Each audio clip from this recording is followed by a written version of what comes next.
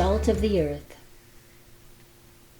I say to you, my disciples, that you are the salt of the earth. When you love one another as I have loved you, when you give of yourselves, when my grace you receive, when you open your hearts and your minds to the truth, when you stop judging others, when you share all you own, then you will be light in a world filled with darkness. You will be city set high on a hill. You will shine like the Son of the Father, reflecting His glory, fulfilling His will.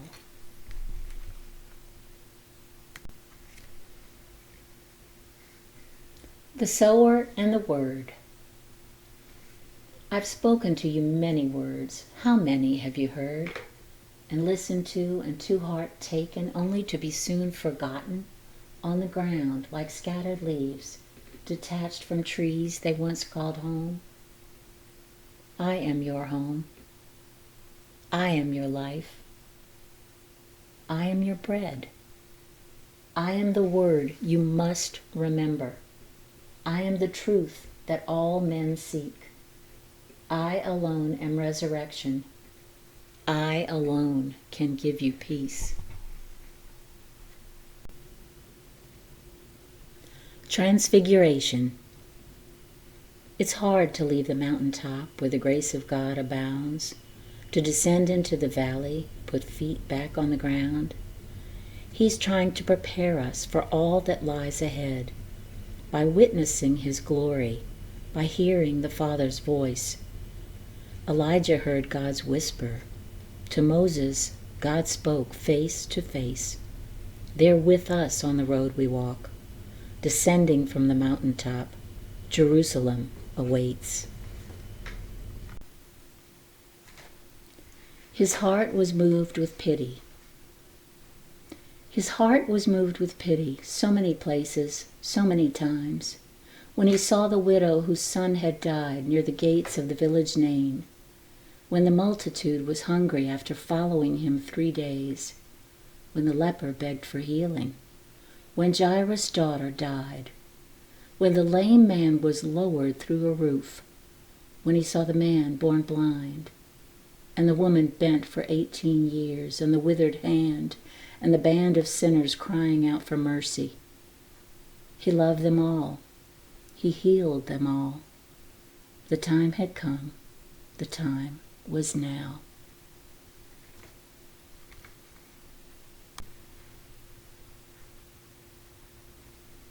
Into Jerusalem. As Jesus, seated on a colt, rode into Jerusalem, a hymn rose to the heavens. Blessed be the King who comes in the Lord's name. Glory to Him in the highest, was the crowd's refrain. Enraged, the Pharisees cried out to Jesus, "Silence your disciples." Then Jesus said to them, "If they keep silent, I tell you all, these very stones will cry my name."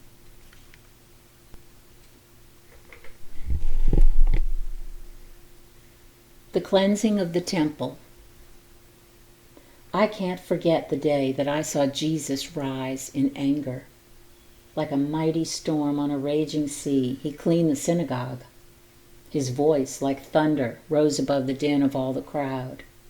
"Get out, you've made my Father's house into a den of thieves." He made a whip of cords, and He snapped it in the air, and He overturned the tables, and He drove the lenders out. All around the temple, sheep and oxen ran. Coins He scattered everywhere, and greedy merchant hands were grasping for them on the ground. And all the doves had taken wing, nowhere to be found.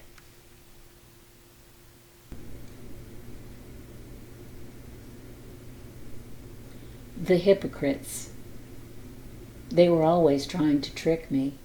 The Pharisees, the Sadducees, the scribes, those whited sepulchres in their long robes, greeting each other in the markets, taking places of honor in synagogues and at banquets, saying prayers as they devour the houses of widows. If they can, they will kill me. I have called them out in the streets. I have called them out in the temple.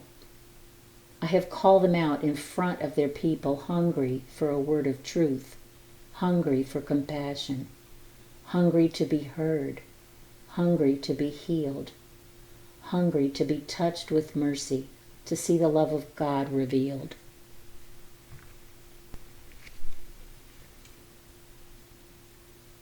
A disciple's prayer. What am I to make of this, the words he spoke today? That some of us would be handed over by mothers, fathers, brothers, friends, and some of us be put to death. And then he said in his next breath, not a hair on our heads would be destroyed. Am I the only one confused? Am I the only one afraid?